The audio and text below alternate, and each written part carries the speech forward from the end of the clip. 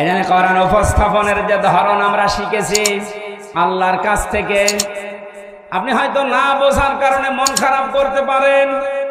2 নম্বরে আল্লাহ যেটা জানাতে চেয়েছে ওটা আবাহমান কাল থেকে আসতেছে, আল্লাহর বক্তব্যের সাথে মিলছে না। এখন আপনি কি ওই বাপ দাদারটাই মেনে চলবেন না আল্লাহর বর্ণনা করাটা?